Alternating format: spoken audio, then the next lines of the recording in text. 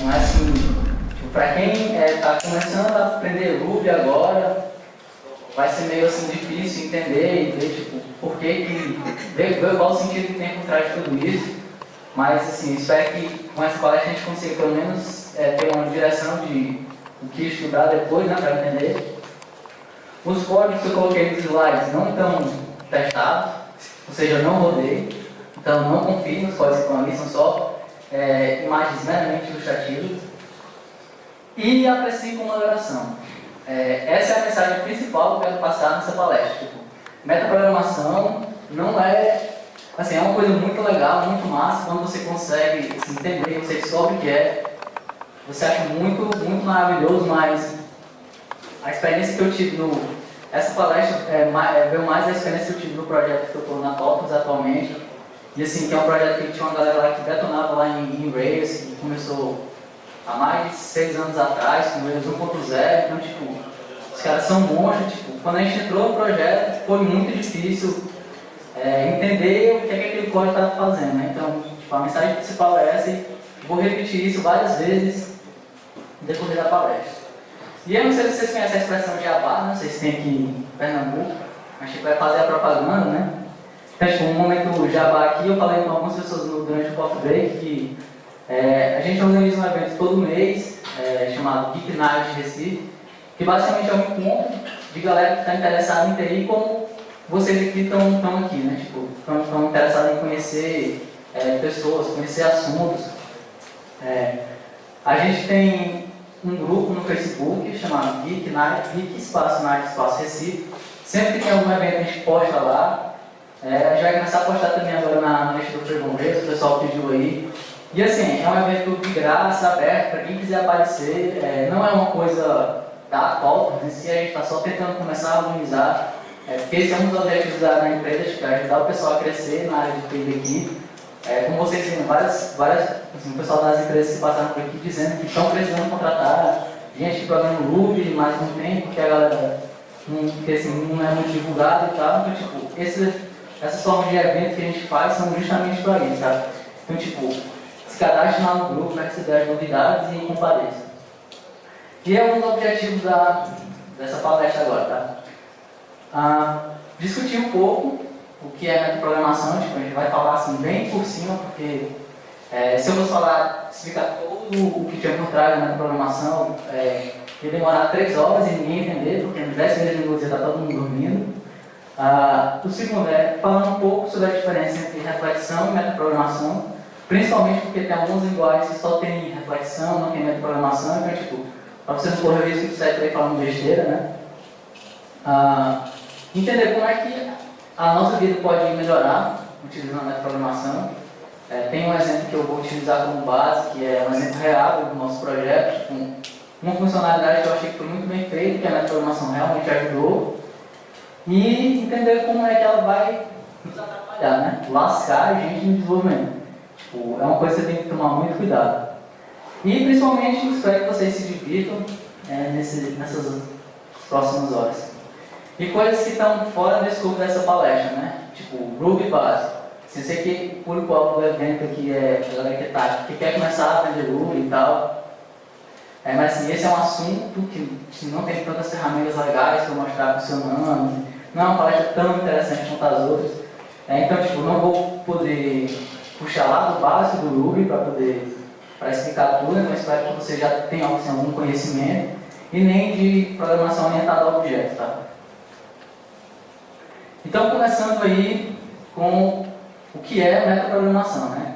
Uma coisa que eu fiz, eu perguntei para o pessoal que trabalha comigo lá no escritório, tipo, o que é que você acha que é metaprogramação? Defina aí em uma frase, só para poder entender assim, o que é que o pessoal pensa, né? E aí, como você já deve imaginar, a resposta top lá de cima é um programa que escreve programa, né? E realmente, pelo nome, metaprogramação, você entende isso, né? Um programa que escreve um código que escreve código. É alterar o código em tempo de execução. É alterar o comportamento do programa com o próprio programa. E essa última aí foi de uma colega minha que vocês podem perceber que ela se traumatizou um pouco com metaprogramação, né? Ela disse que era lógica e escondida dentro de si mesma. Ela não curte muito. E aí falar um pouco sobre o que é flexão, né? Flexão.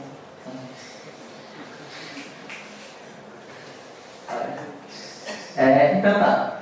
Do lado aqui esquerdo, tem lá. A reflexão é quando você inspeciona o próprio objeto em tempo de execução. Então, por exemplo, no Ruby a gente tem um método response_to. O que é que esse método faz? Eu passo um símbolo para ele responde dizendo se aquele objeto que eu chamei response_to tem esse método dentro do conjunto de métodos dele. Se eu chamar .methods, ele vai me retornar o conjunto de métodos que aquele objeto pode executar. Tipo, são funcionalidades bem legais. Não posso pegar variáveis de classe ou variáveis de instância desse objeto e fazer coisas malucas aí. Do outro lado, a método de programação, como a gente falou, né, programa que serve programa. E aí a gente tem alguns métodos que a gente vai falar nessa palestra. Por exemplo, o define method, que é um método que serve para você criar métodos. O método missing, que é um método que é a última esperança do Ruby, que está tentando executar o que você mandou ele executar. E o class evoke, que é para avaliar um string como se fosse um código. Então assim, vamos entrar realmente no que é assim, a metaprogramação e conhecer um pouco mais a fundo, né? Metaprogramação é muito massa, você consegue fazer um código bem genérico, assim, você na verdade tem que fazer um código, deve fazer um código bem genérico usando metaprogramação, o que é assim, digamos, o sonho de todo programador, né, fazer um código que pode ser utilizado em vários lugares e tal.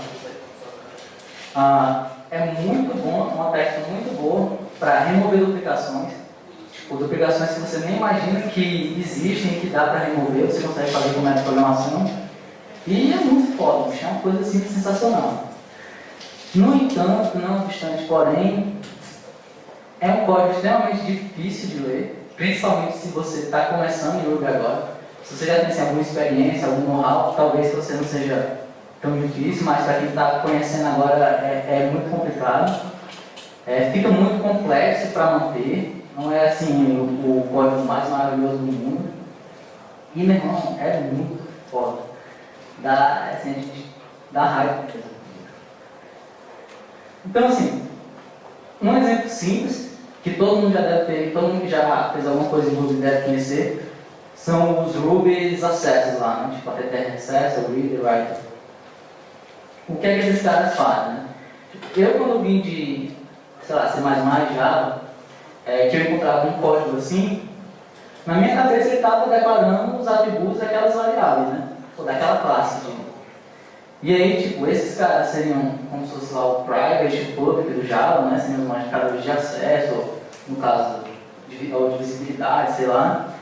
E esse nomezinho que eu botava do lado com 2 pontos na frente, era a maneira que eu criava as variáveis na minha classe.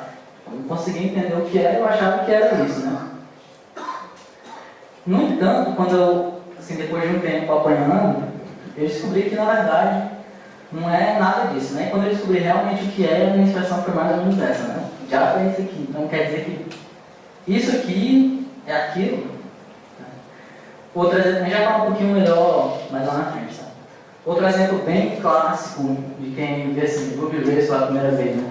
Tipo, lá no projeto já aconteceu várias vezes de, assim, entrou muita gente nova na W Recife, com a W, né? E eu era um que tinha mais experiência com o Rails do projeto. Tinha, sei lá, nos baixos 3 meses de experiência. E aí, tipo, a galera que vinha do Java, quando olhava no modelo Ruby, né? Ficava assim, tipo, cadê os atributos da minha classe? Cadê o construtor? Como é que eu crio um objeto? O que é que eu faço com isso, né? E a vontade que dá para o pessoal é de fazer isso, né? Tipo, olhar para o computador, olhar para a ideia e... Então, lá. Então tá, vamos tentar desmistificar um pouco o que é que está acontecendo por trás das cenas, né? Aqui, essa imagenzinha é um pedaço da documentação do Ruby, que está disponível na internet, eu colei. E você pode ver que esse APPR Accessor nada mais é do que um método. Ou seja, aquele quando você colocar APPR Accessor, 2 pontos e o nome da variável, está chamando um método, e quando o interpretador passar naquela linha, ele vai executar aquela linha de código dentro da sua classe. A grosso modo, a gente pode entender que o que esse cara vai fazer é mais ou menos isso aqui. Assim, não é exatamente código Ruby, porque por debaixo dos panos o Ruby usa C, né?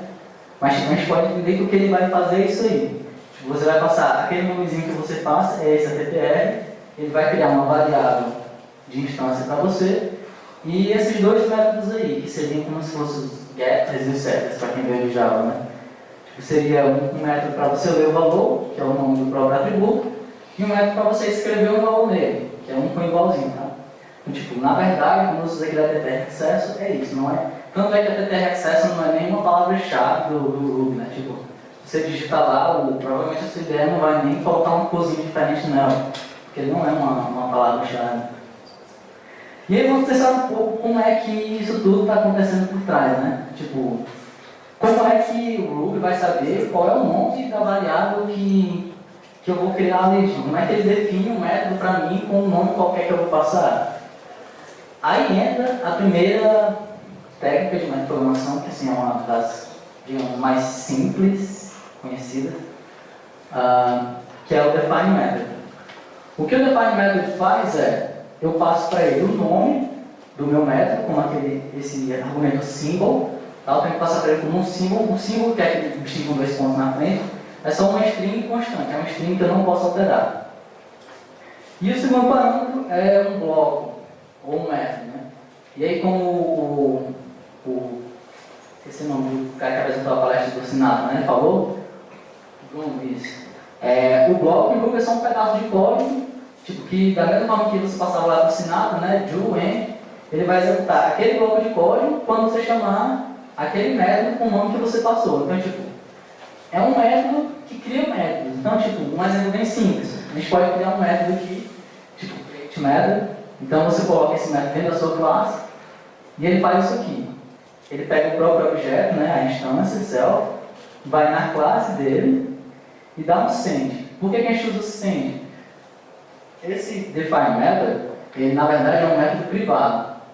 Então, você usa o send, que é uma maneira meio de quebrar a visibilidade da sua classe, né? Tipo, em Java também dá para fazer isso, só que é muito mais trabalhoso, mas tipo, não é uma coisa errada, apesar de parecer errado. E o que esse método está fazendo é basicamente criar um método em qualquer lugar do código, aonde você quiser, quando você quiser. Isso é uma coisa muito massa do Ruby, como vocês falou. Tipo, é uma das features mais massas da linguagem, assim, para quem gosta. No entanto, como já foi falado, né? Com grandes poderes vem grande responsabilidade. Então, tipo, não é que você pode criar a sua classe, criar métodos em qualquer lugar que você vai fazer isso, né? Você pode fazer, não é que você deve fazer. E aí, entendendo um pouco sobre como é que funcionam essas classes no Ruby, né? A gente costuma dizer que o Ruby tem um modelo de classes abertas, que é justamente isso que a gente falou. Você pode adicionar ou sobrescrever métodos em uma classe ou em uma instância, em qualquer momento do seu código, tipo, sem nenhuma preocupação. Mas assim, é classe ou a instância, né? O que é que eu posso fazer, o que é que eu não posso fazer? Na verdade, o Ruby, como muita gente diz, né, é 100% orientado a objeto. Então, tudo no Ruby é um objeto. Então, para ele não faz diferença se é uma classe ou se é uma instância. Aqui eu vou mostrar um pedacinho do diagrama que mostra mais ou menos o mapa de objeto de Ruby. Assim, não tenta entender tudo, basta ver assim. Ali do lado, que o pessoal aqui não deve estar vendo muito bem, tipo, aqui tem alguns objetos e do lado são as classes, tá? Então, tipo, o objeto, ele tem o tipo da classe que você instancia. A classe é uma classe da classe class. Então, tipo, é meio filosófico, né? É uma classe da classe da classe. E, tipo, no Ruby tudo é uma classe, na verdade. Tipo, uma classe é uma classe, tudo é um objeto, na verdade. E aí, com isso, a gente pode tirar algumas vantagens. Para entender melhor como é que funciona a classe em Ruby, pense o seguinte. No Ruby, a gente tem convenção de que se você cria uma variável com a primeira letra maiúscula, com todas as letras maiúsculas, ele trata aquilo como se fosse uma constante, né? Uma variável constante. Não sei se faz muito sentido, mas... Ele criou uma constante. Então, quando você cria lá a sua classe, myClass com M maiúsculo, na verdade, ele está te salvando. Ele está criando um objeto do tipo class e está atribuindo para essa variável constante myClass. Então, sempre que você se referir a ela, você está se referindo a um objeto da classe class. E aí vamos lá para um exemplo real, a gente vê que algum código deixar de blá blá blá e vocês acreditarem no que eu estou falando, né? Então assim, eu peguei um exemplo baseado num código que a gente tem lá no nosso sistema, que era assim. A gente tem um conjunto de eventos aqui, esses eventos são, sei lá, por exemplo, imagine que é um sistema de vendas de revista, ou vendas de qualquer produto, na verdade. E aí a gente tem vários eventos que podem acontecer, como por exemplo, uma venda, algum cliente comprou um produto, ou então o setor de marketing criou uma nova promoção, a gente tem que avisar as pessoas que essa promoção existe e tal, então um produto não existe mais no estoque. E aí, quando cada um desses eventos acontece, a gente tem a lista de interessados, que são tipo entidades que querem saber o que é que querem saber quando aqueles eventos acontecem. Então, por exemplo, você tem ali clientes que vão receber e-mails. Se ele comprou uma nova revista, se ele comprou uma revista, recebe e-mail. Se tem uma nova promoção, recebe e-mail. Você pode ter os gerentes da empresa, que você construiu um aplicativozinho por fora lá, assim, para não ficar junto com a sua parte de vendas. E aí a maneira como esses dois aplicativos trocam mensagem, né, para uma fila da TimeKill, tá? Já está indo embora. Estava começando agora, complicou, né? Foi mal. Tá, e assim, não precisa entender tipo, o que é o ActiveMQ. A ideia que eu quero mostrar é que tipo, tem vários interessados e esses interessados têm maneiras bem distintas de receber mensagem. Tá? Você tem, por exemplo, outros aplicativos que vão utilizar um web service e tal. E lá embaixo você tem as fontes, que são os caras que vão gerar aqueles eventos. Você, por exemplo, pode ter uma ação no controller de venda, que vai acionar um evento de venda. Você pode ter um modelo que, quando é salvo, vai acionar um evento, certo? Sim, só não precisa entender exatamente o que vai dizer que são formas bem diferentes. E aí uma maneira que a gente pode resolver isso com programação, sem nem chegar em metaprogramação, né? Seria, por exemplo, a gente tem lá o controller, o nosso módulo, o nosso worker. O worker é um processo que fica rodando no background, tipo, é um outro programa Ruby que faz alguma coisa. E a gente criou uma classe chamada Notifier, que ele é que vai ser responsável por fazer essas notificações para os diferentes usuários, tá? E aí dentro dele a gente vai colocar um método para cada evento, tipo venda. Aí quando acontecer uma venda, notifique o cliente, notifique o gerente, notifique o aplicativo e tal. E aí dentro desse método, tipo, notificar cliente, ele vai pegar lá a lista de clientes que devem ser notificados, vai construir as mensagens de e-mail e tal, e vai mandar. Sem precisar discutir muito essa solução, a gente já vê que ela não é tão boa, né? Porque, tipo, essa classe Notify está claramente fazendo coisas demais, tipo, ela sabe muito, ela faz muita coisa, é muito fácil dela quebrar, porque se a gente mudar a maneira como a gente manda e-mail, ela vai quebrar. Então, uma coisa que a gente pode fazer seria extrair esses métodos para classes próprias, por exemplo. A gente vai ter agora uma classe que vai ser responsável por notificar todos os clientes. Uma classe vai ser responsável por notificar o gerente quando alguma evento acontecer. E aí dentro do nosso método lá, venda, né, a gente só vai chamar o método daquela classe. Beleza, né? Tipo, se vai quem está acostumado a usar Java e tal todo dia, parece uma solução boa, né? Mas para a área que vem de Ruby, tem uma certa duplicação que a gente pode encontrar ali, que é, por exemplo, o método de cell vai chamar esse conjunto de classes com Notify, Underline, Cell. O método out of stock, então quando não tem em estoque, né, não tem revistas disponíveis, ele vai chamar também Page Notify, Manager Notify, Application 1 Notify, tipo, essas chamadas do código estão duplicadas. E aí uma maneira que a gente pode fazer com o Ruby, bem legal, é separar isso em dois vetores, dois arrays. Tipo, a gente vai ter lá o primeiro array de eventos, que vai ter lá um conjunto de símbolos, que são os eventos que podem acontecer, e um array de notifiers, que são as classes que são responsáveis por fazer essa notificação.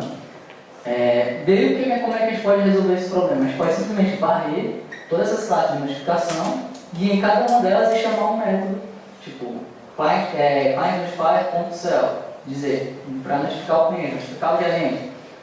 A única coisa que a gente precisa garantir é que esse método cell seja o mesmo em todas as classes. Né? Tendo isso garantido, tendo essa convenção garantida, como é uma das filosofias do Ruby e do Rails, a gente consegue melhorar essa solução. E aí, um exemplo de código que eu coloquei, está lá o array, e o que é que eu faço? Eu percorro cada um dos eventos com events.each, e aí eu faço o quê? Eu vou na classe self.class, notify, podia ser até, sei lá, um método da própria classe, e aí eu dou um define método com o nome, qual é o nome do método que eu vou definir, que é o nome lá do evento. Então, quando eu chamar notifier.cell, mesmo que essa classe não tenha explicitamente tipo, def, cell, ele vai definir esse método na hora que o interpretador passar ali, e o que esse método vai fazer é percorrer toda a lista de notifiers e dar um send com o nome do evento. Ele vai chamar client.notifier.cell, manage.notifier.cell e assim para cada um dos caras que eu criar. Tá, tá tranquilo para entender? Então vamos analisar um pouco essa solução. Tipo, como ela é programada, tem todas aquelas vantagens que a gente já tinha falado. E você pode ver que tipo, os métodos são definidos em tempo de execução. Eu, como programador, não preciso gastar lá meus 10 minutos copiando e colando os métodos e mudando só o finalzinho da chamada, né, para cada um. Tipo, esse tipo de duplicação que a gente acha que nem considera duplicação porque não sabe que tem como remover, né? E aí, quando no Ruby tem como fazer esse tipo de mágica. Também tem os seus lados negativos, né? A gente pode definir um método lá que nunca vai ser utilizado. Então, esse método vai ser criado lá no meu objeto e nunca vai ser utilizado. Não é a pior desvantagem do mundo, né? Mas também tem todas as outras desvantagens que a gente já olhou. Tipo, aquele código não é simples de entender, não é fácil de manter e tal. Uma outra solução de método de programação que a gente pode utilizar seria fazer uso desse método especial do Ruby, que é o método missing. Esse cara, o que ele vai fazer é assim, se você chamar, sei lá, notifier.qualquer coisa, não existe esse método qualquer coisa no próprio objeto, ele vai chamar o método missing para ver se o método missing sabe fazer alguma coisa com aquele qualquer coisa. Né? Vou mostrar o código aqui para ver se fica um pouco mais fácil de entender. Eu estou ali dentro do meu notifier, dou um define no método missing, eu estou sobrescrevendo esse método na minha classe notifier, e esse método recebe dois parâmetros, né? O nome do método e o conjunto de argumentos. Aquele asteriscozinho que tem antes do args, né? Asterisco args, é só para dizer que qualquer coisa que tiver depois daquilo ali, o Ruby vai juntar num vetor só, que vai ser chamado de args dentro desse cara aí. E aí o que acontece? Quando eu chamar um método nesse notifier que não existir, ele vai verificar se o nome do método que eu chamei está dentro daquele array de eventos, para saber se é um evento válido que eu quero notificar. E se for um evento válido, executa aquele mesmo código de notificar todos os notifiers que aquele evento aconteceu. Tá? Entendendo um pouquinho melhor como é que funciona esse método missing, né? Qual é a ideia por trás dele. Como eu já falei, ele é um método que é executado quando o Ruby não consegue encontrar o método lá dentro do seu objeto. Você chamar um objeto com um método lá qualquer, ele não vai conseguir encontrar e vai chamar o método missing. Se o método missing falhar, ele lança a exceção no método erro, talvez quem já programou um pouco mais no conheça. E o problema dele, assim, a grande fraqueza, é que ele só é executado depois que ele percorre todos os objetos, depois que ele não consegue encontrar um método em canto nenhum.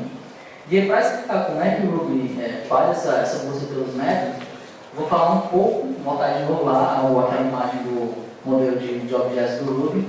Assim, isso aqui é coisa do Ruby mesmo, não tem nada a ver com a programação, mas eu vou explicar aqui um pouco para poder dar um certo contexto. Tá? Então, tipo, quando eu chamo um método em um objeto, a primeira coisa que ele faz é olhar se esse objeto tem esse método definido dele. Porque no Ruby você pode definir um método específico para um objeto, e não para todas as instâncias de uma classe. Então ele olhou lá, o cara não tem esse método, vou procurar na classe dele. A classe dele tem esse método? Não, não tem. Então eu vou olhar na superclasse dessa classe. Essa superclasse não tem, o Ruby também olha na classe da classe, ele vai lá na class. Ele vai olhar também, quando a gente vai fazer essa procura, em todos os módulos que estão incluídos no seu objeto. Né? Então, tipo, pensei que se você fizer um método nisso no modelo Ruby, ele vai precisar no Active Record em todos os 1001 módulos que estão incluídos no Active Record, né? Então, tipo, dá para ver que não é uma solução muito saudável. E eu também vai procurar essa é uma das características mais obscuras da linguagem, que é tipo a classe da classe, né? Que é o que o pessoal chama de Singleton Class ou Eigen Class, que é tipo um tópico mais avançado ainda que está fora do escopo da palestra. Tá, e aí, avaliando essa solução usando o método missing, é muito legal, porque eu só vou chamar ele quando, só vai executar aquele bloco quando realmente o método for chamado. Se algum daqueles eventos nunca for chamado, para mim não importa. E o problema, como a gente já falou, é que ele vai percorrer todo o mapa de objetos do Ruby, e isso é um processo extremamente lento. E aí tem uma solução híbrida desses dois, que a galera costuma muito fazer, que é o seguinte. Usando o define method, a gente consegue criar um método. Usando o método missing, a gente pega quando o método não é encontrado. Então o que a gente pode fazer? A gente pode ver quando esse método não foi encontrado, ao invés de eu só executar aquele processo, eu defino um método que vai executar aquele processo, e da segunda vez que eu chamar, ele não vai executar o método missing de novo, porque da primeira vez eu defini um método. Então ali está lá o método missing definido, ele recebe lá a mesma coisa, né? O nome do método, os argumentos, faz a verificação para saber se é um evento válido, né? Se é um dos eventos que eu estou interessado em saber. Se for, ele define o método e dentro do método ele faz aquele loop lá dos notifiers, né? Beleza, essa é uma solução excelente, uma solução ideal, perfeita, resolve tudo. Tipo, o método só é executado quando ele é chamado e ele só é definido se realmente for preciso, né? Fora todas as outras vantagens que já tem com o método de programação. E mesmo essa solução sendo muito boa, aparentemente, ela ainda tem as mesmas desvantagens de quando você utiliza na programação, que é um código difícil de ler, difícil de manter. Por exemplo, imagine que agora um dos eventos vai precisar receber um parâmetro, sei lá, vai precisar receber qual é o IP do cliente que fez a venda. Tipo, eu vou ter que mudar a interface, vou ter que mudar para todo mundo, para poder passar esse parâmetro adicional. Assim, com o tempo, como o projeto vai crescendo, você começa a ver que não é uma coisa muito fácil de manter. Uma outra solução, que eu vou falar bem rápido, para não matar vocês de sono, utilizando o Class Evolve e o Instance Evolve, ou Module Evolve, qualquer coisa assim, né? O que é que esse carinha especial faz? Ele é um método também. Quando eu chamo esse método, eu passo para ele a string, e ele vai executar aquela string como se fosse um código Ruby. Então, por exemplo, essas três strings que você tem aqui, that, event, aí eu vou ter um comentário aí, por exemplo, eu vou chamar todos os notifiers lá dentro e colocar um end. O que é que eu podia fazer? Eu podia simplesmente percorrer aquele array de eventos e criar essa string aí para definir um método e dar um class evolve, um instance evolve e definir esse método lá na classe, tá? É muito legal você ter, tipo, você converter código em string, em código, só que é muito perigoso, como a palestra lá de segurança falou, né? Tipo, se você não sabe de onde essa variável event vem, você está correndo o risco de quebrar todo o seu código. Assim, simplificando aquele caso que foi falado, né? Basicamente ele estava dando um module igual a uma coisa que ele não sabia de onde vinha. Então, podia ser qualquer coisa. Então, assim, mais uma vez eu volto a falar, né? Tipo, é uma coisa mágica, é uma coisa muito legal, muito interessante, mas tem o seu preço. Tipo, não pense que essa solução é a melhor de todas, né? Nesse exemplo, como eu já falei para vocês, eu acho que esse exemplo foi um bom exemplo de uso de método de programação, pelo motivo de que ele não tem nenhuma lógica de negócio. Tipo, aquilo ali é só delegação de método, porque você fica até utilizando outras características da linguagem, sem nenhum problema. Tipo, precisava ser método de programação. Mas tipo, aquilo ali está muito legal porque o código está simples, depois que você entende, obviamente. Fica fácil de entender e manter. Mas assim, não é a melhor coisa do mundo.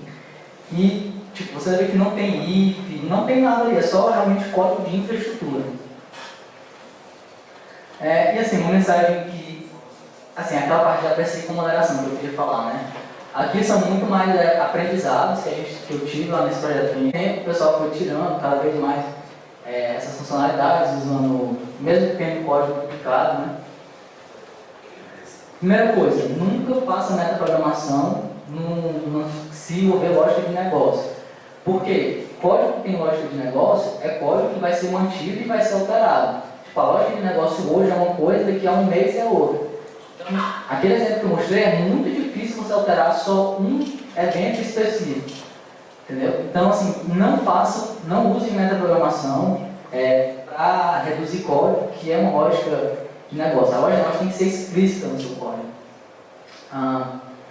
Muita mágica, como eu falei ali, né? Aumenta muito o tempo de aprendizado para novos desenvolvedores. Né? A gente sentiu isso no nosso projeto porque o escritório abriu aqui, trouxeram esse projeto para cá, tipo, foi muita gente nova que estava entrando na empresa, gente que estava começando a conhecer Ruby, Rails e tal. Assim, você se deparar com o código daquilo ali, tipo, acontece uma exceção, você olha lá no stack trace e tem lá, erro no método cell. Aí você procura no código, def cell e não encontra em canto nenhum. Tipo, como é que pode? Como é que isso aqui está sendo executado se nem existe? Então, assim, tenha em mente isso, que esse tipo de código vai aumentar muito o tempo de onboard, né, dos novos desenvolvedores. Outra coisa que dificulta muito quando você utiliza muita metaprogramação, ou até um pouco como é que é muito difícil de debugar o código, né? Tipo, já vi gente que usa metaprogramação para fazer teste, por exemplo, tem que fazer um bocado de teste que é a mesma coisa e só muda, sei lá, o nome de uma variável. Aí ele colocava todas as variáveis numa rede e fazia um teste metaprogramado. Aí quando dava pau, você não sabia em que linha que estava, por que tinha acontecido aquilo, né? Então, assim, tenha em mente que você vai ter esse tipo de problema, inevitavelmente. E, como eu falei, se você precisar fazer uma única modificação, uma modificação localzinha, provavelmente não vai ser tão fácil quanto se fosse um código programado normal. Algumas dicas que eu dou para, como o pessoal está começando aqui agora em Ruby, né? Tipo, esse é um assunto bem avançado, para vocês tenham ficado voando e tal. Uma dica de coisas para estudar em Ruby, se vocês quiserem realmente assim, se aprofundar na linguagem, depois que vocês estiverem já entendendo, conseguindo ler o código. Entender o modelo de objetos de Ruby, tipo aquela figurinha lá que eu mostrei, ela define como é que os objetos em Ruby funcionam, né? É uma coisa muito importante você entender o que acontece por trás dos panos. Uma coisa simples como aqui da DTR Accession, né? Para quem está chegando agora é bem complicado. Aquela feature que eu falei, que é o Singleton Class, ou Agent Class, sei lá, assim, também é uma coisa legal para você saber que existe, mesmo que como metaprogramação, assim, não seja recomendado utilizar e tal. Mas é legal você saber, assim, para algum caso se precise. Entender um pouco melhor como é que o Ruby trata essa parte de lambdas e procedimentos, né, que é o proxy. Então, tipo, são pedaços de código que você pode reaproveitar na sua aplicação. Tipo, uma maneira de meio que pensar funcional, utilizando o Ruby, sei lá. E estudar também soluções alternativas para metaprogramação, tá? Assim, ela não é a ferramenta certa para todo tipo de caso, né? E uma mensagem final que eu queria deixar aqui para vocês, aquela frase, né? Só sei que nada sei. Exato. Você saber que você não sabe uma coisa já é um grande passo, né? Porque antes você nem sabia que ele existia, então como é que você sabia que você não sabia? Então, tipo, eu não espero que vocês saiam daqui todos sendo experts em metaprogramação, vão chegar e refatorar todo o código de vocês para fazer isso. Se esse não for o objetivo foi realmente apresentar e mostrar que é bom, mas tem o seu lado ruim. E que, tipo, agora que vocês sabem que existe, sabem como é, tem mais ou menos uma noção, tipo, estudem mais, vejam, pensem duas vezes antes de aplicar, para ver se realmente faz sentido, certo? E é isso, pessoal. O meu Twitter, para quem quiser ir. Não se esqueçam do evento Geek Night de Recife. A gente tem um público muito fiel, assim, de umas 10 pessoas que vão sempre. Provavelmente elas estão por aqui também. Assim, a ideia é que realmente envolva mais gente nesses eventos. Assim, não é um evento da Copa, se a gente só está ajudando a começar, mas a ideia é que pessoas daqui da comunidade vão lá, apresentem palestras, e façam network com a galera também, que sabe que principalmente na nossa profissão é uma coisa muito importante. Né? É isso, pessoal. Obrigado.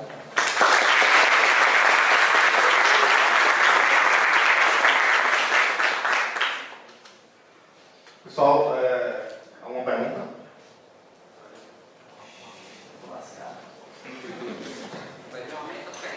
Tudo bem? Vocês chegaram a escrever testes para classes com metaprogramação e se fizeram isso, você pode falar um pouco da experiência? Como é que foi? Exato, assim, seguindo o modelo da palestra que a professora vai falar sobre interface, né? O que acontece? Essa classe Notifier que eu mostrei, o que ela faz é justamente chamar vários outros serviços, né? Nos nossos testes, o que a gente fez foi criar uma classe, que é uma classe falsa, né? Que vai só retornar sempre o mesmo valor, tipo, não vai fazer nada.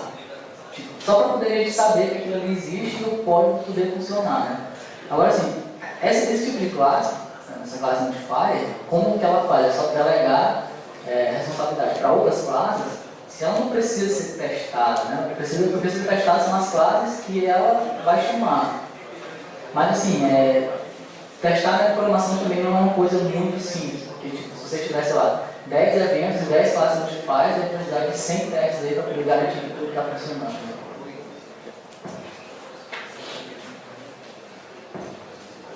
Em que situação, mais especificamente, você recomenda usar metaprogramação? Você usou um caso aí bem claro de regra de negócio, né? Mas realmente é difícil de ler, e é ruim para novos desenvolvedores que estão chegando, como foi o caso de vocês, né? Foi um pouco difícil. Mas assim, o que é que tu recomenda? Assim, a metaprogramação é legal, agora eu só usaria nessa e nessa situação, assim, rapidamente.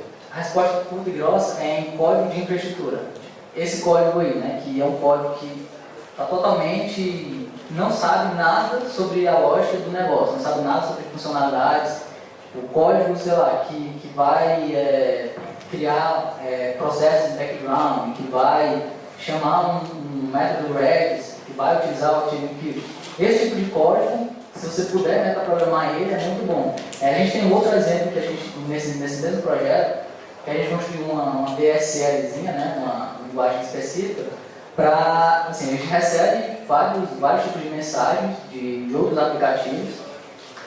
A gente criou uma linguagemzinha que vai fazer essa tradução, tipo, dos dados que a gente recebeu para os dados que as nossas classes têm. E, tipo, essa DSL que a gente fez, a gente conseguiu fazer ela bem bonitinha por conta das características de metaprogramação. Então, assim, nesse tipo de caso, a metaprogramação é uma ferramenta muito boa e fica muito bom, é muito legal o código dela. Opa. Eu ia perguntar um pouco do que já de testes, se vocês usam metaprogramação para testar a metaprogramação. Mas também tem uma coisa, tu comentou rapidamente quando tu estava falando da hierarquia de classes do governo e tal. E é só assim, uma curiosidade, eu nunca pesquisei isso. Se tem algum impacto no desempenho, o fato de você realmente escrever e definir todos os métodos lá, ou de você usar a metaprogramação, como nesses teus exemplos? Assim, o impacto de desempenho que eu posso pensar seria na hora que o interpretador está executando aquela linha, porque tipo, ele vai criar novos métodos, né? Então esse processo de criar métodos vai ser o interpretador que vai fazer, não você, programador, que vai lá e vai digitar. Mas tipo, se você tomar esse tipo de cuidado, como essa terceira abordagem que a gente viu, né? Tipo, definir o método dentro do método BIS, é uma coisa que vai acontecer uma vez no seu sistema, vai acontecer poucas vezes. Então, é um impacto que você pode tomar em favor de ter um código um pouco mais conciso. Tu nunca chegou a mentir mesmo? Não. Mas assim, é bem mais lento, Isso aí. Obrigado, Marcos.